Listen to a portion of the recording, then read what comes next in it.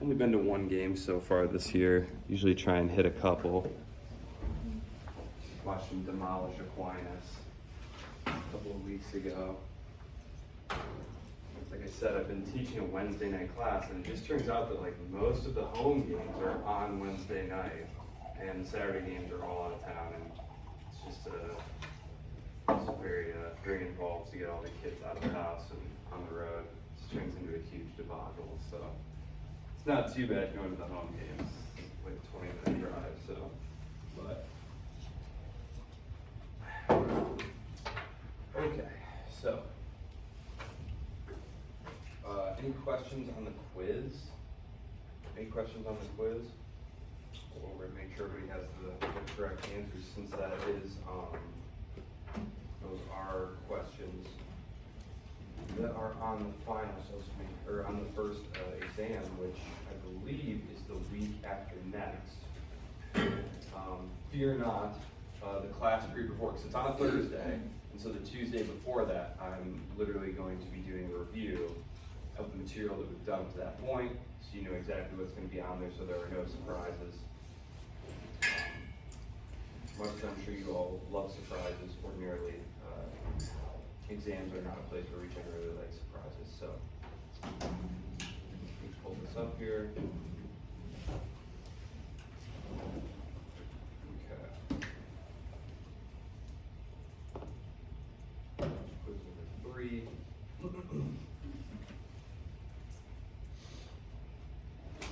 Question number 1.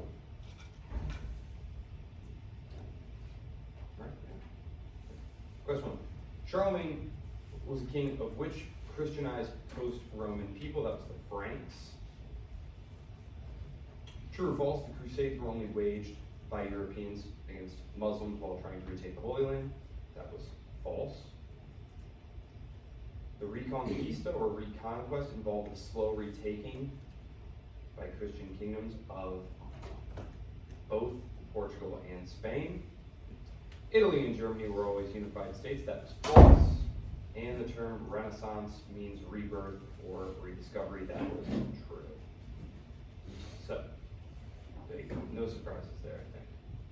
Everyone did very well from what I can see. So,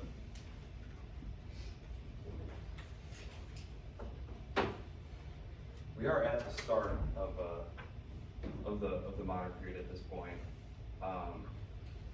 I think we'll get Columbus setting sail today. As you can see from the map, though, I'm trying to kind of catch you up or tie some loose ends together, because what I want to do, if you remember, we started in China, and then we moved across the continent of Asia, hit the Indian subcontinent with the Mughals, jumped up, saw the Safavids in Central Asia there, and then the Ottoman Empire, and then we connected that to Europe. We're going to wrap up Europe, and remember I shoehorned Russia in there as well. We're going to go over to the Americas, and then we're going to spend next week in the Americas talking about the emergence of the transatlantic economy, because this is the point in the story when Europe starts to really separate itself from the rest of the world. And I try very hard in this course not to make the course into like a highly Eurocentric narrative. However, this is the point in history where Europe went from not leading the world in much of anything, other than maybe like religious warfare, to leading the world in virtually everything. This is the point, this is the takeoff point, the great takeoff, where Europe's statistical curves begin skyrocketing. The development of capitalism, of more secure property rights, of bourgeois commercial society, the adoption of existing inventions elsewhere, right? We talked about gunpowder was a Chinese invention that very slowly made its way across the Silk Road to Europe, but the Europeans are going to combine a variety of inventions from elsewhere in ways that are going to give it a tremendous advantage, especially in terms of military application. And they're going to carve up the world into spheres of influence, and they're going to have competing empires. And there are lots of contingently historical reasons for this. India was very divided. The Chinese empire, the Qing, was a foreign empire, if you remember, so they didn't have a lot of love and support from the population. And so there were just all these sorts of contingent reasons historically why the Europeans were able to do these things. You mentioned last time about like germ theory and how arriving whole peoples would be just wiped out. So there are all sorts of kind of contingent reasons for why things go the way they go. And so for a couple of lectures there, it's going to be a lot of talk about the European empires and especially in the 19th century, the emergence of capitalism and nationalism. Nationalism was a European phenomenon, the creation of competing nation states. This was a European phenomenon that they then spread around to the rest of the world, to the point that once decolonization happens, which we talk about decolonization in one of the final lectures, because it really doesn't start happening until the 1940s, 1950s, 1960s, and then the last bits of it in the 1970s. Of course, there are still people who today say, there's lots of decolonizing that still needs to be done, especially people who really don't like Russia, for example. They say we need to decolonize Russia because Russia has all of these subject peoples. For example, in the Caucasus region, every once in a while, especially in the 90s, there were some really brutal wars there because as the Soviet Union was breaking apart, you had all of these different peoples that were inside the Soviet Union, right? Kazakhs, for example, and they got a state called Kazakhstan. Georgians, they got a state called Georgia, which I always have to mention this because it's just so shocking. Back in 2006, 2007, I think it was. It was either that or 2007, 2008. The Russians and the Georgians got into a little bit of a brush up, a military exchange, some fighting, some killing. And I remember it came on the news and it was like, oh wow, the Russians and the Georgians, they're fighting. And there was like a brief half day of hysteria because people were panicking that, because Americans are so bad at geography, they thought that we need to mobilize the Georgia the Atlanta militias and stuff. And it's like, no, Georgia the country, not Georgia the American state. Like, what kind of sense does that even make, guys? Yeah. And then Herman Cain, he was president of Canada. He's the one who had the pizza place. And Barbara Walters asked him, what are your qualifications for being a leader and stuff? You want to run the Defense Department, what would you do about Russia and Georgia and stuff? Meaning Russia and Georgia, the state. And he's like, all I can tell you is that the Georgia National Guard from what I've seen is very, very powerful, very capable. We'd have no problems. And it was literally like, huh? What? But anyway, so they have subject peoples there who would like to be independent, and in the 1990s, the Russian government fights this pretty brutal series of wars to put down the Caucasus people, the Chechens, Chechnya. You've heard of Chechens or Chechnya? It's in the Caucasus region there. So, but they were not able to break away. But the idea of spreading these nation states around as these colonial empires start breaking apart, disintegrating. That's why the world today went from kingdoms and empires to very hard, concrete nation states. And it's why, too, a lot of the borders in some of these places are very straight lines. And it's because the Europeans literally drew the lines on the map. If you ever look at Iraq, for example, Iraq is a perfect example of a fake state, right? You have no peoples in Iraq. In the north, you have Kurds. Things have gotten mixed up a little bit since the terror wars, but historically you had the Kurds, and then you had competing Sunni domination here, and then you had Shia domination down here, and there was some Arabs here, some Kurds here, and the British just drew these lines, and were like, we found oil here, so we're in Mosul, so we're just gonna, and literally with a ruler, right? That's not how the borders of most naturally evolving states look. And then there are reasons that they kept those borders once decolonization happened, and we'll talk about those. But that's kind of the road ahead. We'll spend some time in the Americas, and it's battling over these new possessions because the military advantage, and again, part of this is the germs that just wiped out tons of these people. There's also lots of riches there. They're going to find tons of silver especially, some gold, but also lots of like good crops that they could then bring back to Europe to help feed the population. For example, the potato. The potato becomes a major crop because the potato is very hardy, and you can basically just chuck, like, have you ever left a potato in the pantry too long and then start sprouting those things? I forget what they're called, but you know what they're talking. You can literally like cut one of those out, toss it in the ground, and it'll just grow you potatoes. You know what I mean? They're very hardy, and they're not the most nutrient diverse, but they'll keep you alive and fed, and so that becomes a big crop there. And but it leads to them dividing up territory and increasing military competition to create colonies, to create empires, and this is then going to lead to them pushing into Asia, because remember, they were also looking to get to Asia originally. They stumble upon these continents that they didn't really know about, but they do eventually go to Asia, and they apply the same principle there, capturing these very rich in natural resources colonies, and then making them part of their empire. And they'll eventually push onto the Asian continent, like I said, getting footholds in China. Remember when we left China in 1800, that's where we left them, you had British opium merchants, drug dealers, trying to get into China. And so that's where we're headed. And then, as I said, in the 19th century, it's mostly going to be about the emergence of nationalism, the creation of the state system, the competing imperial systems, which will ultimately produce World War I. Which produces World War II, which produces the Cold War, which produces decolonization, and the world today. So that's how that will all fit together. Okay, so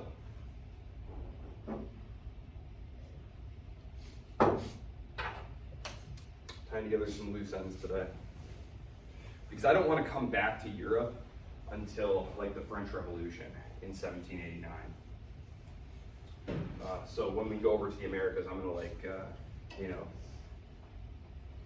jump forward and do like the American Revolution and things like that, and how that all ties together. So, okay, the loose ends that we need to tie together: the development and schism of Christianity in Europe, proliferation of humanism from the Renaissance onward, the development of the modern bureaucratic state system of Europe, from the old system of mostly patrimonial kingdoms, fiefs, bishoprics, free cities, etc.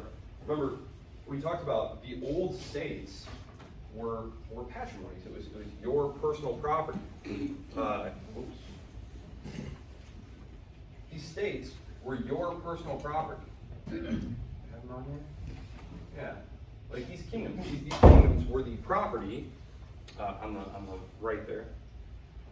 And you would basically get the loyalty of vassals by tying them to you through marriage or through alliances. And you have this network. You have this network of alliances and marriages. And you were very weak. The king was actually very, very weak. They were very dependent on getting their nobles to do what you wanted them to do. And you oftentimes would have to grant them, for example, like tax exemptions, or elevate them in status, or grant their sons some lands or something like that. What we're moving towards, though, is a state that is run by professional bureaucrats. So no longer are you relying on some outlying noble, like if you're the king of France, you're no longer relying on the local noble here in Burgundy to do what you want him to do. You are going to have your own bureaucrats running things there, collecting the taxes, making sure your laws are being enforced. So it's going to start to look very much like a modern state.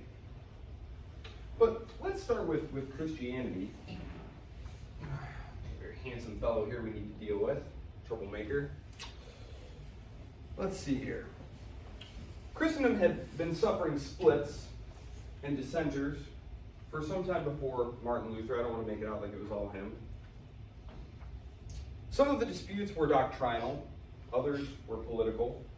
And I would emphasize that trying to make broad generalizations about why Christendom failed to produce sort of one solid monolithic doctrine and state is kind of a fool's errand here. And there's a good book by a historian name of Walt Scheidel.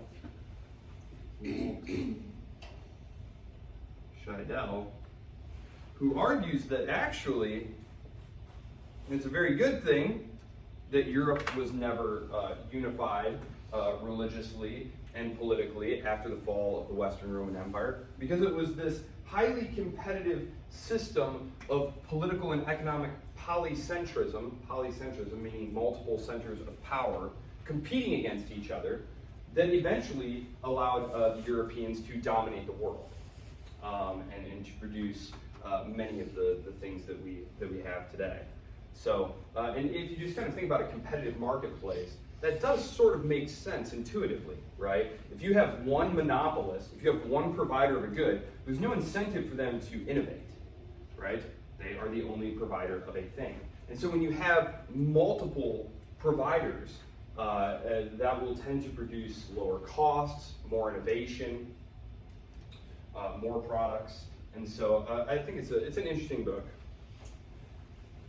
There had been, of course, already a great divide in Christianity in the 11th century, and that was the Great Schism. That was the division of the church into Catholic and Orthodox, where we talked about how when the Roman Empire splits, we have the Western Roman Empire that becomes Catholic, and the Eastern Empire, which becomes Orthodox. This is something that, again, retrospectively we go, oh yes, that happened. But it was really a gradual evolution, and the real crux of the issue was there were various bishops, right? There was a bishop of Rome, there was a bishop in Constantinople, there was a bishop in Jerusalem, there was a bishop in Antioch, there was a bishop in Alexandria. All of these big, powerful centers of Mediterranean culture. This was all kind of one interlocking political, cultural, economic zone around the Mediterranean here, right? But what happens, and so there's an argument over who has the ultimate political authority within the church. Who's the ultimate doctrinal authority in the church? And the Pope in Rome, he was just called the Bishop of Rome. The Bishop of Rome says, well, it's me. It's me because I am here in Rome. Peter, Descendant, me, rock of the church, that's me. You all, are, it's cool that you're all here, but you are ultimately subordinate to me, so that's cool, right? And the other bishops say, well, no, especially the ones who are located in big power centers like in Constantinople here, which was an imperial capital itself, and in Jerusalem, and in Antioch, and in Alexandria.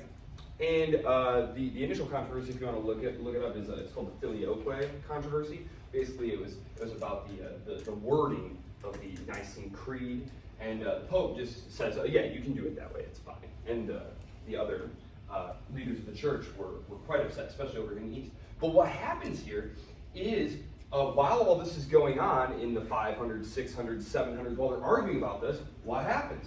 Well, the Muslim armies come sweeping out of the Arabian Peninsula and eliminate Jerusalem, eliminate Alexandria, eliminate Antioch, and now all of a sudden you only have two. Now you only have two competing bishops here. And ultimately, what's going to happen is the authority of Rome will be asserted. They will excommunicate the Orthodox, the Patriarch, who we call the Patriarch of Constantinople. And so that's sort of the origins of that. The Fourth Crusade, they'll actually sack Constantinople. The Christian knights will come in and sack Constantinople. So there's a lot of bad blood there.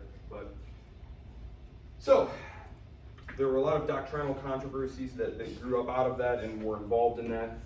There were also, growing out of the Renaissance, scholastic Christian humanists like Erasmus, who you may have heard of, who were starting to question practices of the Catholic Church. And this is almost coterminous with Luther, actually. So we're right there to Luther. So Luther, though, is going to register his protest against the church. One of the stories is that he nails his complaints to the door of the cathedral in Wittenberg, which is a great sort of visual. This guy's like, I got a beef with you, and there wasn't like Twitter yet, so he just had to go to like the most prominent place in town and like write up his list of demands and criticisms and just. Actually, what he did though was he sent it in a letter. He sent it in a private letter. Because if you read Luther's theses, his problems with the church, which Aloso and Williford do dive into some of these here, right here. They were incredibly scholastic, and they were written in Latin, which was the language of the intelligentsia. So the idea of like posting it in the town square for everyone to read, like, didn't really make sense because like no one could read. Only like the very, very small handful of people who were educated could even read Latin. So he sent it to his bishop. The bishop passed it on. The bishop was like, yeah, that's nice, but remember, I'm trying to build. We're trying to build this great big cathedral here. We need some money. You know, selling indulgences. That's just something that we do. And so this causes a fracture here, and it's highly political. I'll go into that, but I want to say first here that there were other reformers going on. King Henry VIII of England, he's going to break away and create the Church of England as part of this process.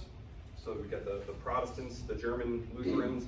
We're going to have the Church of Englanders, Anglicans. Dissenters who predated Luther, who were registering similar complaints. John Wycliffe, English historian. Jan Hus, Czech priest. Like many of his fellow dissenters, he gets burned at the stake as a heretic. Yeah, that's how you know a guy's committed. He'll literally get burned alive. So Peter Waldo, he's kind of forerunner to the Cathars. Remember I mentioned the Cathars. They're the ones who preach a very austere, sort of back to the Bible, back to the basics. The church is corrupt. They're in southern France, and so the king and his nobles go down and butcher a lot of them in the Albigensian Crusade. That was in the 1200s. There was Savonarola, the 14th century Dominican friar. He also gets executed by the church. So you see, the religious history of Europe, it takes a while for it to settle down into a more civil kind of debate. There's going to be a lot of violence. So these guys were all criticizing various aspects of the Catholic Church's hierarchy, its teachings, the authority of the Pope, things like the doctrine of transubstantiation.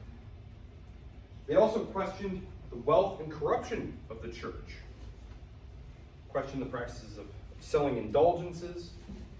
That's essentially paying for grace, paying for the forgiveness of your sins. The real problem was, because it wasn't like an unheard of practice, but they were really, they were letting you buy forgiveness for if you're a wealthy fellow, they'd let you buy forgiveness for all your retainers. You could buy it for your sons. You could buy it for your grandsons who weren't even born yet. I mean, it was just really getting out of hand here. Because the whole idea was that it was kind of a part of an act of penance, was you would sacrifice some of your material wealth, as part of like the act of, I forget. Not a lot of Catholics in here. So Catholics have this thing called reconciliation, where you go to the priest and you confess your sins, right? You say, bless me, Father, I've sinned. It's been X amount of times since my last confession. Come on the sacraments. And the priest will listen, et cetera, et cetera. And then he'll give you what's called penance. That means, okay, forgive you. Now, as part of just kind of sealing the deal here, I want you to go and do this thing. Maybe it's say 10 Hail Marys. Maybe it's go do some local service. They'll try and tailor it in some way to like your abilities and the nature of your offenses and etc. And so the idea here is you would sacrifice some of your material well-being. So, but it was getting really overboard. And again, you have the corruption and the hierarchy. You have these bishops who, there are these things called entails. Anyone ever watch Downton Abbey? No? Downton Abbey? I won't use that example. Basically, what you would do to keep these estates together, because you're a noble, so you have all this land, right? And your land is the source of your wealth and your power. Well, if you start breaking it up to give to each of your children, and then they do that with their children, in a couple generations, your great big land holdings are all these disparate little nothings. So what you would do is you would make an entail. It meant that the firstborn son got all the land.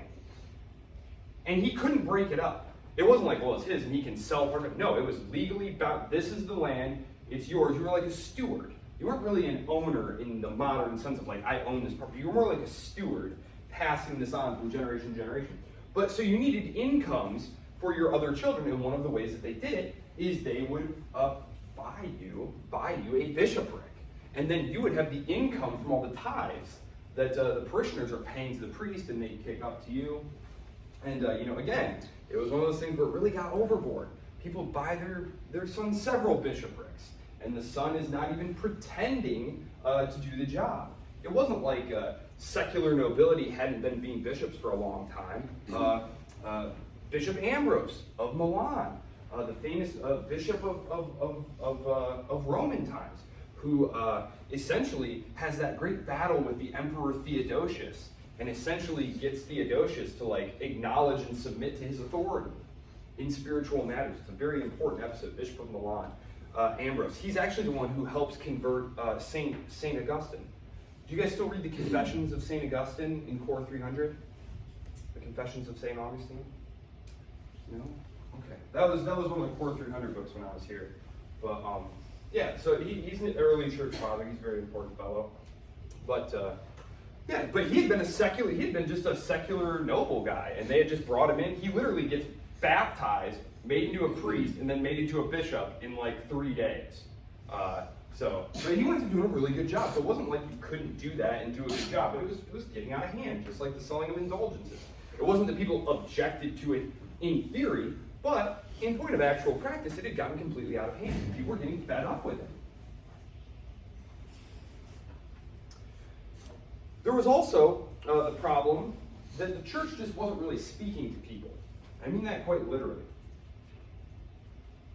Because, generally speaking, all of these reformers wanted to return to biblical authority. They wanted preaching right out of the Bible, not teaching about church doctrine, not what the church has evolved as its theology, but literally read what is in the Bible.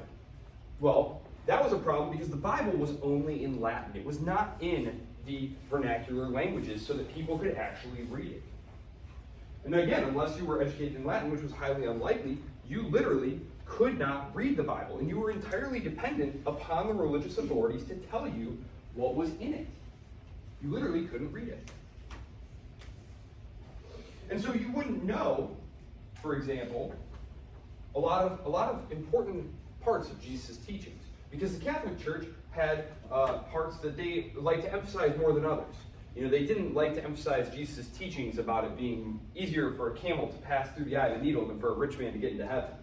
When common people found that out, they were like, what? Really? I've never even heard that before.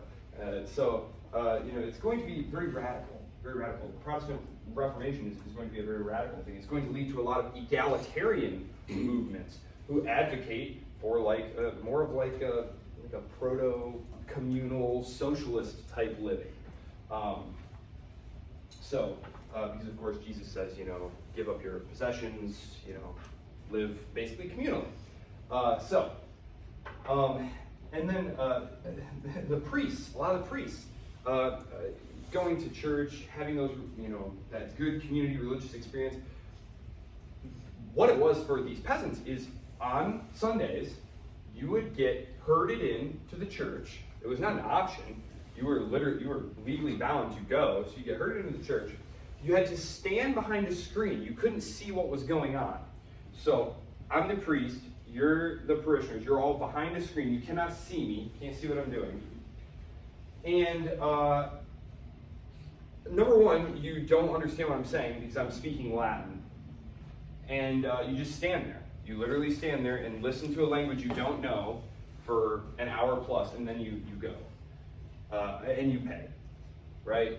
So it's not exactly the most stimulating, participatory thing that you're just in love with doing. There's also this phenomenon that a lot of the priests were not being educated. So a lot of them, because the bishop is in charge of making sure that these people are getting educated and hiring competent priests. Well, a lot of these bishops are absentee. So you might not even have a parish priest. And this is a problem because you can't get your kids baptized, for example. And fear of your unbaptized child going to hell was, of course, a very big issue because infant mortality was very, very high. That was one of the great accomplishments of modern science and modern medicine over the last 200 years, was taking infant mortality and making it so that, you read about, people have, 6, 7 kids, only one survives to adulthood. It's like, oh my gosh, can't even imagine. This was very common until, 150, 100 years ago. And even still in parts of the world today. So some of the priests, they weren't getting educated. They couldn't even speak Latin, and so we find that they were doing this mumbling. I don't know if you've ever mentioned that, but they would just mumble. They couldn't actually speak Latin, so they would just get up behind the screen and just mumble, like literally just mumble at you for an hour plus. So that is to say that when reformers like Martin Luther come out in the open, there's a very receptive audience to making some big changes. How the Reformation winds up catching fire is involved intimately with the politics of Europe, and that's why it's not really appropriate to say that these were strictly what's about to happen here, which is war. It's not strictly appropriate to call these wars of religion. That is what they're called. They're called wars of religion, and it's fine. They are wars that largely fall on religious lines, and there is a lot of religious argument going on. But it's very much bound up with the internal politics of these kingdoms and the geopolitics of Europe. That is the relations between these states and the contest for power between them. Because Lutheranism is going to be adopted by the North German princes. Okay, the North German princes. So I'm going to bring the map up here so that you can see here. The North German princes. Okay, so the Holy Roman Empire, right? The Holy Roman Empire of the German people, right here. The Pope and the Catholics, and this is a trend that continues into 19th century Germany and today. Most of the Catholics in Germany are here in the south, while the north is largely Protestant. And it had to do with authority, because you had to pay to support the church. You had to take the bishops that they gave you, and the bishops were a means of social and political control. And so it would be better for you to be able to put loyalists and people in charge who were loyal to you. This is something that all the secular rulers would battle with the Pope about variously. The French, for example. So we're going to see why it was adopted by these North German princes here. So Martin Luther's teachings in the Protestant Reformation are going to resonate with some German rulers and intellectuals who were already critical of the practices and doctrines of the Catholic Church. Luther's emphasis on salvation by faith and by grace, and the authority of Scripture and the priesthood of all believers really appealed to those who were seeking religious reform. These were seriously religious people and societies, after all, to an extent that it can be very difficult to appreciate from today's vantage point. Like the idea of atheism, that didn't even exist. It did not resonate. Like you didn't even really have deists at this point. Like this was an intensely Christian culture and society that, standing here today in a largely secular society, it's very difficult to appreciate. Second was their desire for political autonomy, because embracing Lutheranism provided these North German princes of the Holy Roman Empire with an opportunity to assert their independence from the authority and obligations of the Catholic Church and the Holy Roman Emperor, because the Holy Roman Emperor is a secular authority who governs the Holy Roman Empire, which is basically modern-day Germany. And they're trying to remove themselves from his authority. And by adopting Lutheranism, these rulers gained greater control over religious matters within their territories, reduced the influence of the papacy and the emperor, and it was a way to consolidate and strengthen their rule. Because when you adopt Lutheranism during the Reformation, you can take over the church's lands. The church is a massive landowner. And so by saying, you know what, I think I'm going to opt out of the Catholic thing, I think I'm going to go with these new Protestant guys, which of course Protestant comes from the word protest, right? Protesting, the protesters. You get to seize all this great land, and this is like some choice land here, right? This is really nice stuff. And land is the source of all wealth at this point. There's not a lot of commerce and stuff. Like, it's a mostly agrarian society. And now you have these lands. You can also use those lands to buy the loyalty of, I wouldn't call them mercenaries, but a lot of knights. A lot of knights would be between lands at the moment. You know, I'm without land, lost my land. You can give that land to people to tie them to you, right? So this is going to be something that is going to be very attractive.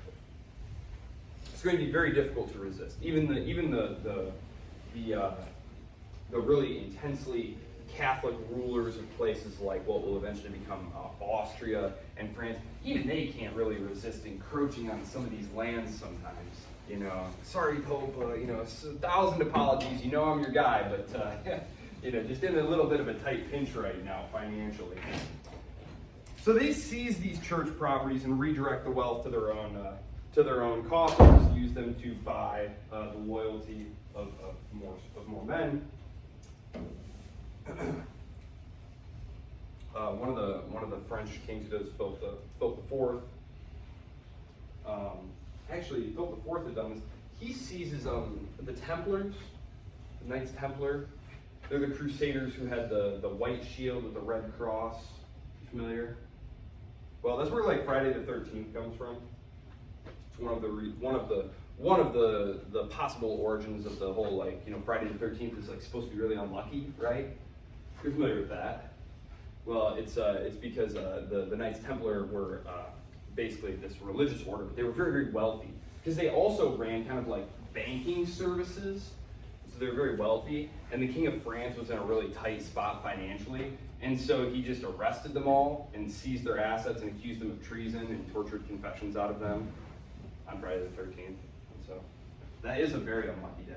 That would be a very unlucky day. So one of the things that the German princes, that made the German princes feel more secure in their actions, this was treason and heresy, was that Lutheranism quickly, and for very obvious reasons, gained popularity among the common people. So you're going to have the support of your subjects. And this is very important. Because one of the tools of control that the Holy Roman Emperor and the Catholic Church had was if you did not obey their directives, they could excommunicate you. They could excommunicate you.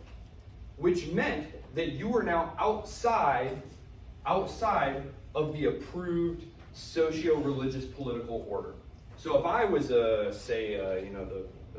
Prince of Bohemia or something like that, and I was thumbing my nose at the church, and they excommunicated me, all of my vassals were now no longer bound to obey me. So this could cause serious problems for you. So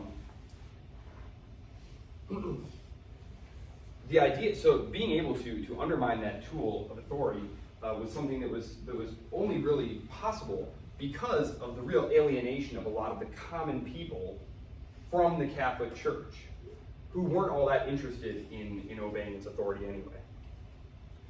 They, of course, were very interested in its emphasis on the vernacular Bible translations. All of a sudden, you could read religious texts. It's just kind of, as I said, there were religious reformers before Luther, but Luther comes along at the same moment that the printing press comes along, where all of a sudden, books become very widely available. And I mean, there are studies showing that, in the 1700s, which this is 150 years after this, that half the books published in Germany were works of Luther. And this was centuries after this. So all of a sudden, books went from being incredibly rare and expensive, you might only ever see one book, and it's the Bible at the church or in some lord's house, to being able to mass print chapbooks, pamphlets, anything, and in the language that you speak and that you can come to read and and share. So this is going to be a huge Kickstarter of Protestantism and eventually of nationalism, because it emphasizes the reading and spreading of your own particular language. So, apart from things like translations of the Bible, making religious texts accessible to the people, more participatory church involvement, as the elimination of the church's worst practices, the sale of indulgences, things like that, forced tithing, which means the forced giving of money. So all these factors contribute to the gradual adoption and spread of Lutheranism among the North German princes, leading to the establishment of Protestantism as a significant religious force in the region and shaping the course of the Reformation in Germany. Being relatively small and powerless compared to the French or the Habsburg domains, the Protestants created leagues and alliances with other larger powers, such as Sweden, which is right up here. Oh, got a map? Oh, yeah.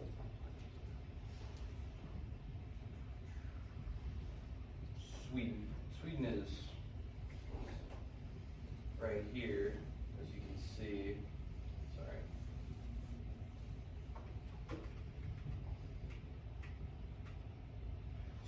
Sweden was actually a very powerful state. They were the first ones to have a modern, professional army, and they adopt Protestantism as well. And so this is one of the things that's going to keep Germany fragmented.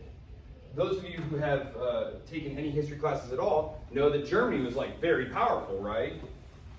Very powerful. 19th, 20th century Germany, always starting problems, world wars, all those different things. Very powerful state. Well, actually, the balance of power in Europe is going to, for a very, very long time, be predicated on Germany being weak and divided. And it is really the eventual unification of Germany in the 19th century that is going to destroy the balance of power in Europe and eventually produce the World Wars. This is not to blame Germany for the First World War, but that is what happened. And so you have these North German princes here who are calling in, all these Lutheran princes here, they're calling in outside help. So Germany is turning into the battleground for a proxy war between all of these various larger powers.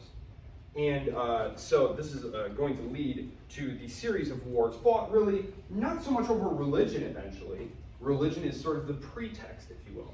It's being fought over geopolitics, that is, the balance of power, the control over key territories and resources. And again, this isn't to dismiss the sincerity of the beliefs of those involved. It's only to say that the beliefs of those involved did not prevent, for example, the French king, who is Catholic, from allying with Protestants when it furthered France's interests. So again, people who say, religious war, couldn't stop fighting over religion. Yes, religion was in there, but eventually it becomes kind of a pretext. It becomes a pretext. So, yes, Christendom totally destroyed and divided. Because prior to the religious wars, you didn't really think of a Europe. It was just called Christendom. It was Christendom. This is when I talk about Germany being divided, the Holy Roman Empire being divided. This is what I mean.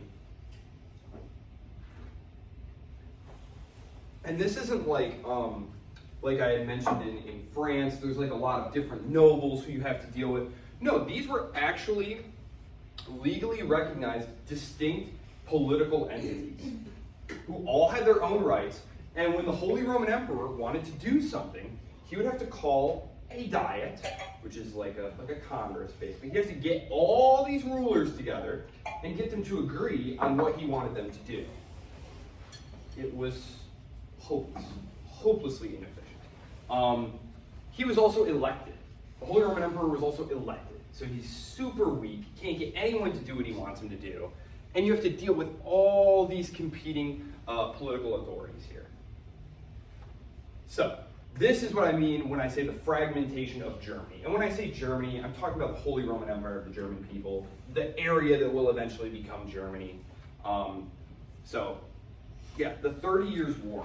As you can see, I am moving beyond Columbus because that's, again, when we come back after going to the Americas with Columbus and doing the American Revolution, I'm going to jump back into the story at like 1689, or 1789.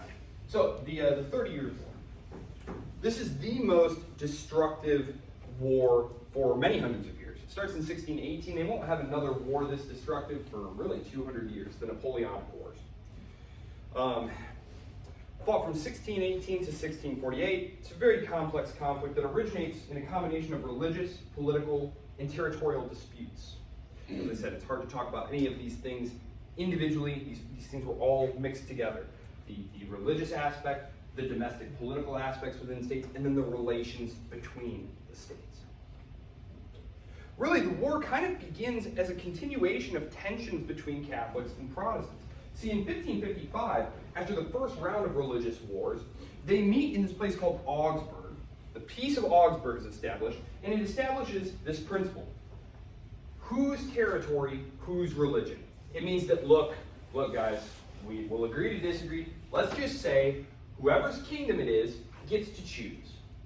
So if you're a Protestant prince, your territory gets to be Protestant, all the people in it have to be Protestant. So it wasn't like there was religious toleration. The Peace of Augsburg was not religious toleration. It was just saying, okay, we the Catholics are going to stop trying to force you, the Protestants, to come back and be Catholic. Fine, be Protestant. But, critically, it was only one type of Protestantism. It was Lutheranism. So you could be Catholic, or you could be Lutheran. Because, unlike things like Calvinism, which were very radical and democratic, Luther and the Lutherans did not object to hierarchy and to state religion. They just thought the Catholics had been doing it wrong. So Luther, for example, hates the Calvinists, thinks the Calvinists are basically worse than the Catholics. So Calvinism is going to be a problem that they're both trying to root out, a nice shared enemy there. But the Peace of Augsburg, it establishes this principle that whose realm, whose religion.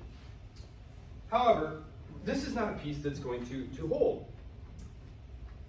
The conflict is going to arise over the implementation of perceived religious freedom and latitude in this way. The conflict is fueled by power struggles among the European states seeking to increase their influence and control over territories within the Holy Roman Empire. Okay? They're trying to increase their power and influence in this mess. So the conflict begins in 1618 when some Protestant Bohemian nobles rebel against Catholic Habsburg rule. And they're essentially rejecting the ascension of Ferdinand II.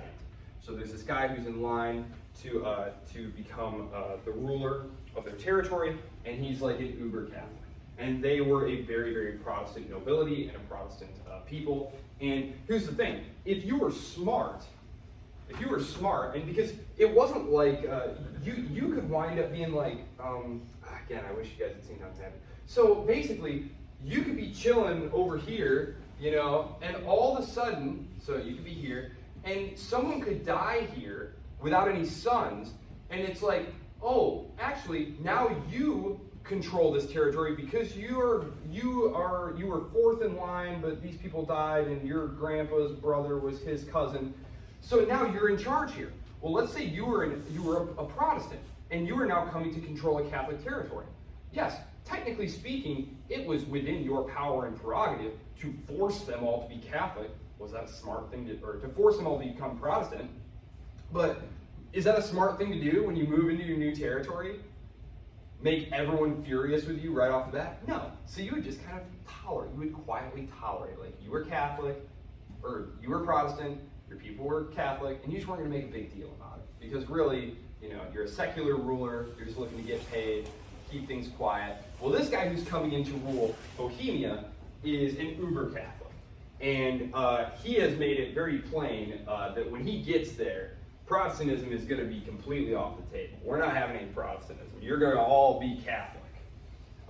And so they basically don't wait for that to happen. They rebel before he even gets there. They elevate a rival Protestant, and they have some war.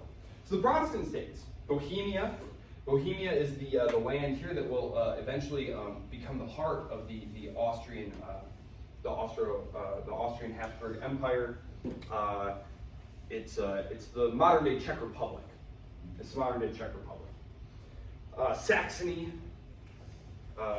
other smaller German principalities, they formed the Protestant Union to defend their religious and political interests against the Catholic Habsburgs and their allies in the Catholic League.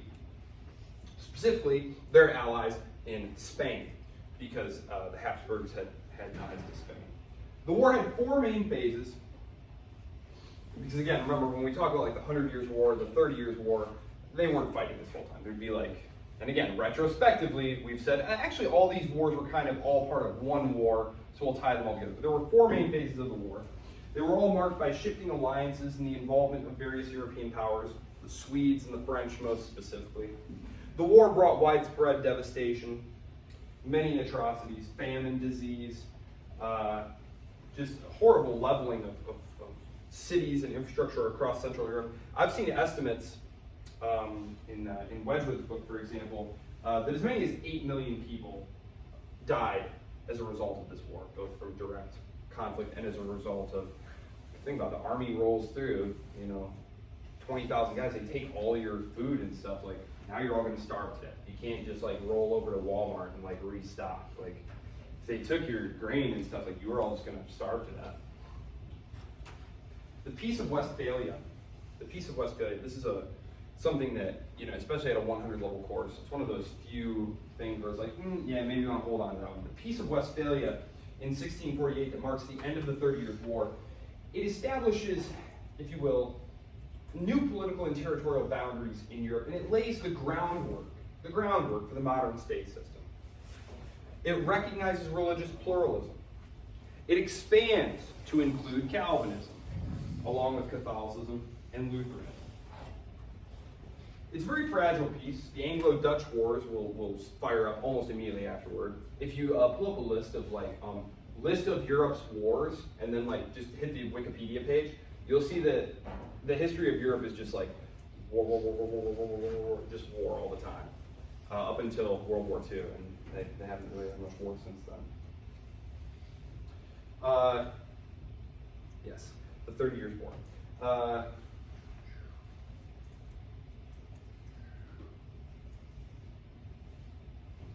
It's not a very cheery note, but let's jump from the religious to the secular, because from the combination of the influence of the Renaissance and Protestantism, a revolution in thinking is going to be undergone. And I'm talking, of course, here about the Enlightenment. The Enlightenment. We're done killing each other over stuff for a while, and now we're going to do some good, hard thinking.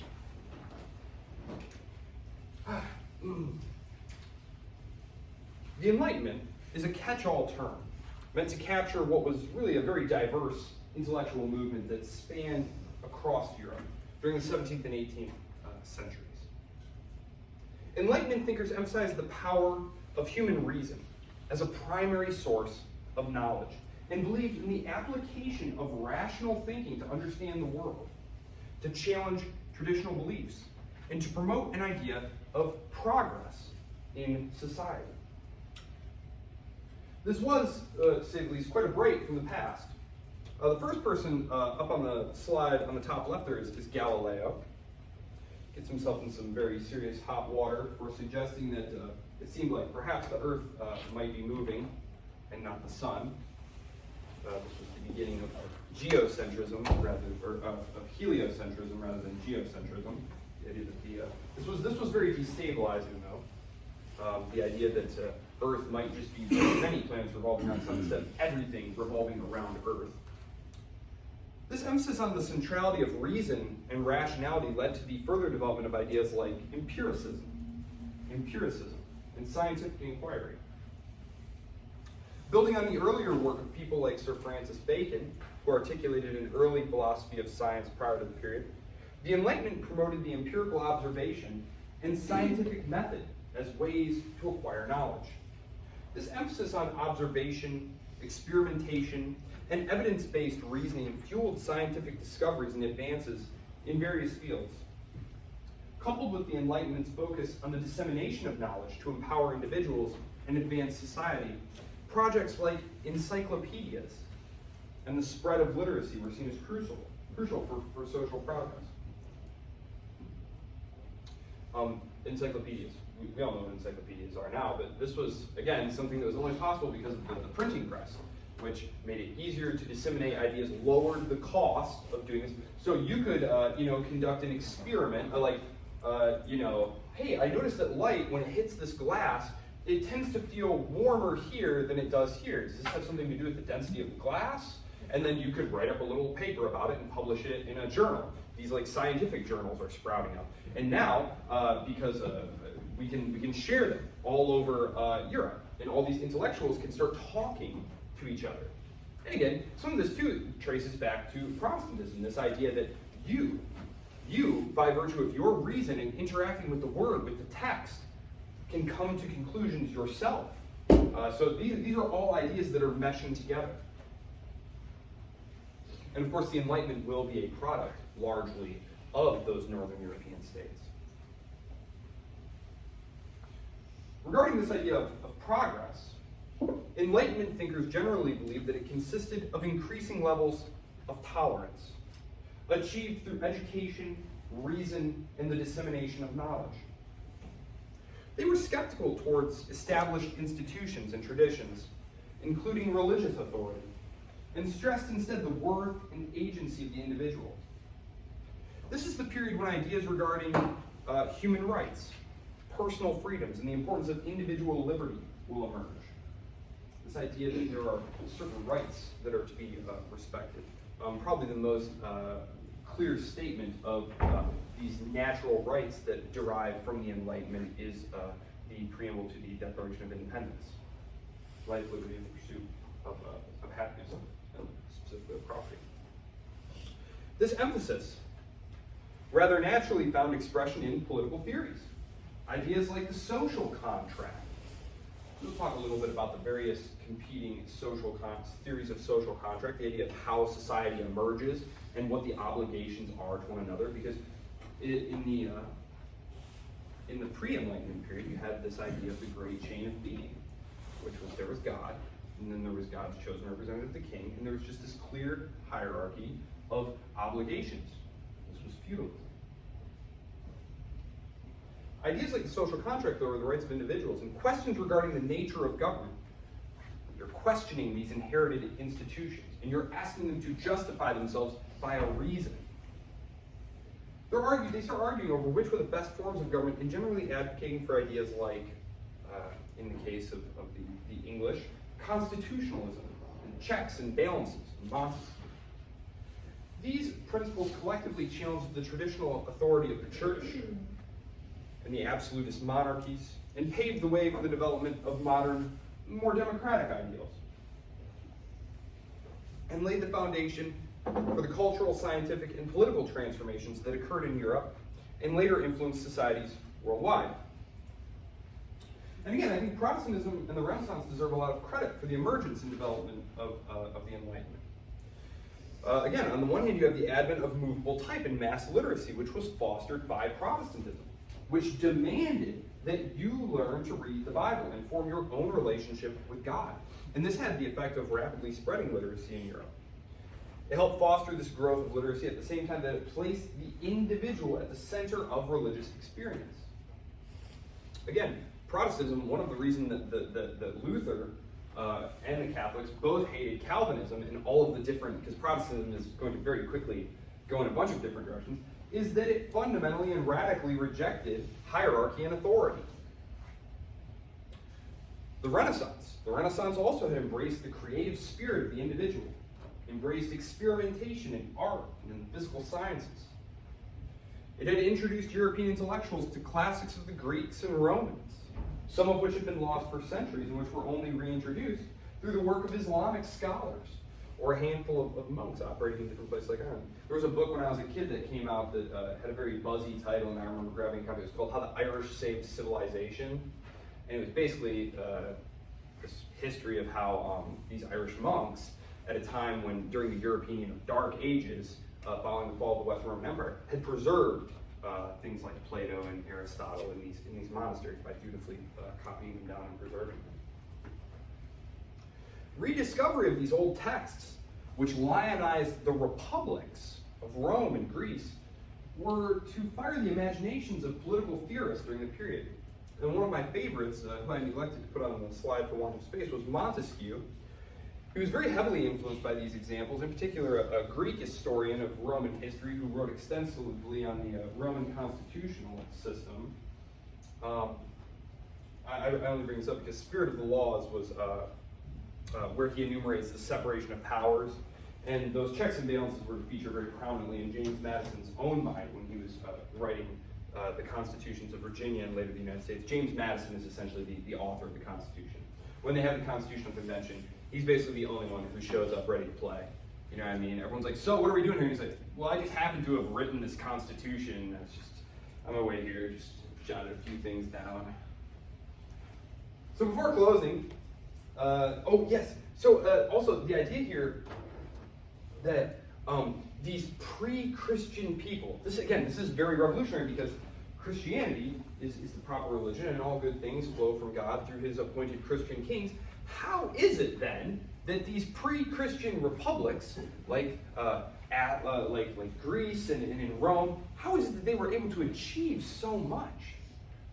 In the case of the Romans, one of the Enlightenment writers, David Gibbon, basically said, look, if you look at how the Romans were living in the first century under the emperors there, they were enjoying a higher standard of living than anyone has enjoyed since then, including here in England in the mid-1700s. I mean, they had like indoor plumbing. They had hot water baths. I mean, there was perfect peace in the empire. You could walk from one place to another. There were roads connecting everyone everywhere. It was very incredible. They've actually done studies now where they say that Roman mining operations in places like Spain produce levels of industrial pollution that you wouldn't see again until like the 1800s. So I mean, they were really engaged in some very large scale operations, and so again, this makes them ask, what about their society was able to allow them to do this? And maybe there's something worthwhile that we can learn from them that can help us advance our own societies today. Because wouldn't it be nice to have a higher standard of living? Before closing, I'll introduce you to the rest of the cast of characters who made it onto the PowerPoint slide. Galileo. We have Newton. Newton, famous for his theories regarding motion and gravity.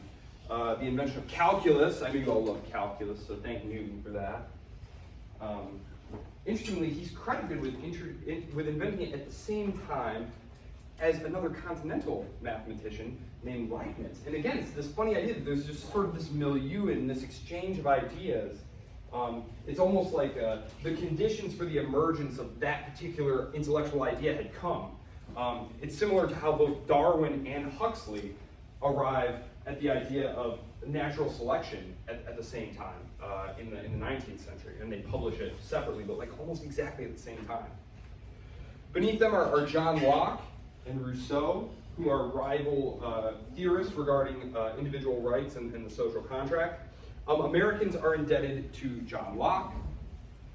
The French are indebted to Rousseau. Then there are some very admirable fellows here. On the left there we have Diderot. He was one of the French encyclopedists. And again, the encyclopedia is a very Enlightenment idea. You know, we need to help everyone learn all these things. So, all right, everyone who knows something, send us your articles, and then we'll put them all together in this big book, and this will be like all the things we know. And so that was the project of the encyclopedists in the 1700s. You have Immanuel Kant in the center there, and then Adam Smith on the right. Let's see. Smith is in our society today remembered for contributions to the field of economics, which didn't really exist at the time. He was actually a moral philosopher. His theory on moral sentiments was the work that he was most well known for. But he had this idea that rather than trying to conquer territories and keep others out, what we wanted to do was create the conditions for more trade. He was an early advocate of free trade and non-government intervention in the economy, which, as we see next week, the European monarchs and the statists, they're very interested in controlling all aspects of economic life. including in their colonies. And they set up these monopolies and these charters. The East India Company, for example. Adam Smith is saying, no. It would be better if the government got out of the business of picking and choosing economic winners and just let the market work on its own and allow the free movement of goods and services and people wherever they want to go. It will lead to far more prosperity. And the book is enormously thick, but his ideas were quite right. He borrows them from some French physiocrats. But Kant, he writes an article shortly after this called Perpetual Peace, a Philosophical Sketch, where he essentially outlines a League of Nations style system where independent states unite under a system of international law, swearing mutual respect for each other's sovereignty, resolving conflicts peacefully while promoting collective security and authority. And so, kind of a forerunning idea to things like the League of Nations, the United Nations, the European Union. So, just very interesting things developing here. The guiding principles of the Enlightenment up there: reason, rationality, empiricism. Empiricism, that just means like you're experimenting, right? And you are basing your knowledge on what you can find by trial and error. They're going to be closely associated with political liberalism. Note on political liberalism. Liberalism in general. Today, liberalism has become synonymous with progressivism. Okay? But this is all something that happens gradually over the course of the 19th into the 20th century, which is mostly John Stuart Mill's fault, which I'll talk about when we get there. When they talked about liberalism in the 18th century, the 1700s, and the first half of the 19th century, what they were talking about was people who believed that you should make the government as small as possible and get them out of economic affairs and allow freedom of speech and the protection of property rights, low taxation, and free trade. So when I talk about like liberalism over the next few lectures and the need for more liberalism, that's what I'm talking about. And so it can be hard in today's context to kind of dissociate all the ideas that we have about progressive liberalism today in the United States with what we now call classical liberalism. Classical liberalism. So the people we're talking about here, people like Locke, people like Smith, these were classical liberals. Okay? The last part of your chapter talks about the slave trade, the development of the slave trade. Read that part and then start working on the chapter 3, right? It's chapter 3. Right? Sorry, I'm just going to check to make sure I'm almost on the bottom. Yeah, see at the very bottom here, they start talking about the emergence of, the Portuguese slavery. Because remember, the Portuguese are the ones who are trying to sail down around the Horn of Africa to get to the East Asian markets. Okay? And they act first. And if you think about the geography is not like destiny, but it does really help. So if you think about Portugal's geography, I mean, it's facing seaward. You have to go across the whole continent of Europe to access these land routes. It was just obvious. Prince Henry the Navigator, who you'll meet next week, they start sailing around the coast of Africa. Okay? And they round the Cape there, but they start interacting with these kingdoms who have captives from war, and they find that they can trade them for things like guns and different things. So read that, and then, yes, it is chapter 3, right here, chapter 3, the Americas and Columbus. And of course, then the Spanish here, he's going to say, well, the Portuguese are already dominating these trading routes here in the Indian Ocean. Why don't we try sailing across the Atlantic here? Okay, so that's it for today. Any questions? Okay, all right, well, great. Have a good weekend, everyone. Enjoy some of this really nice warm weather. I'm loving it. See you Tuesday.